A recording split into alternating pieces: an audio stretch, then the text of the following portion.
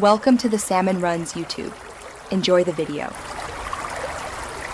You start by eliminating simple failure points.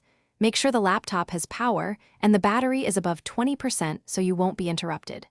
Next, physically check and clean under keys with compressed air. Grime often causes stuck or unresponsive keys. Then open your operating system keyboard settings to confirm layout and language. This matters because the wrong layout maps keys differently. Once done, test a few characters in a text editor to ensure the keyboard and layout are aligned. You now move into targeted diagnosis. Run the OS or vendor keyboard test to identify dead zones or keys that return wrong scan codes.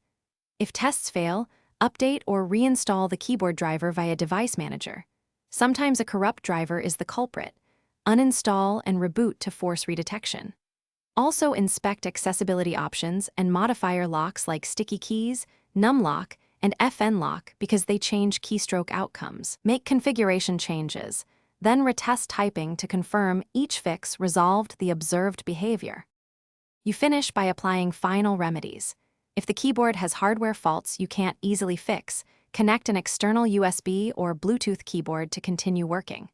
For physical repairs you can handle, remove keycaps carefully and replace switches or the entire keyboard assembly following the service manual.